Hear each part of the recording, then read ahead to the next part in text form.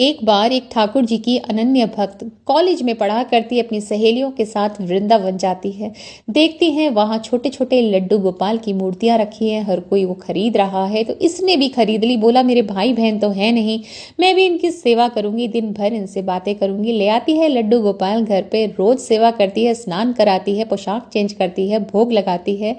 अब धीरे धीरे ये बच्ची की जॉब लग जाती है। उसके बाद अब इसको टाइम ही नहीं होता है कि लड्डू गोपाल की सेवा कर सके। सुबह गई, रात में आई, रात में आके सबसे पहले लड्डू गोपाल के पास आती थी, पूरा दिन का हाल उन्हें सुनाती थी, खाना खाती थी, सो जाती थी।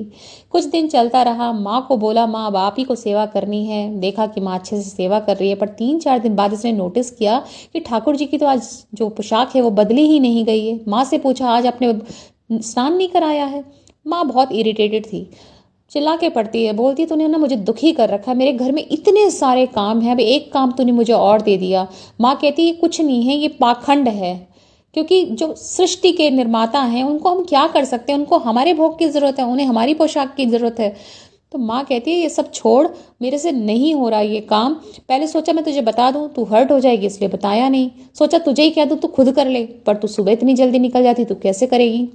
ऐसा कर, इसे मंदिर में रखिया या फिर नदी में सला दे।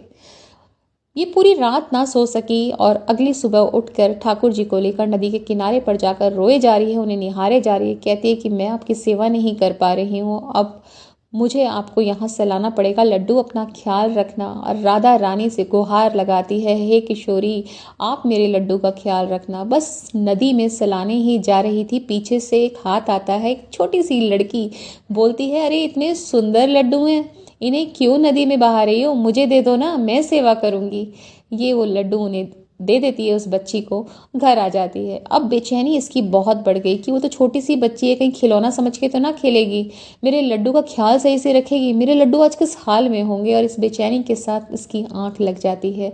रात में सोती है, सपना आता है, वही बच्ची दिखाई देती है और फिर राधा रानी में वो कन्वर्ट हो जाती है और बोलती है तुमने ही तो मुझे बुलाया था, गुहार लगाई थी, तुम्हारे लड्डू सुरक्षित मेरे पास हैं, मैं उनका अच्छे से ख्याल रख रही हूँ। तो संगत जी, भगवान हमारे प्रेम के, सच्चे प्रेम के भूखे हैं, और जब वो उन्हें हमसे मिलता है तो वो भी उतना ही प्रेम, उससे कई ज्यादा प्रेम हम पर लुटाते हैं। तो संगत जी, बस सच्चा प्रेम भगवान से कीजिए और वो उन तक जरूर पहुंचता है। चाहे सच्चा प्रेम हो, सच्ची भक्ति, सच्ची अरदास, सब ईश्वर सुनते हैं।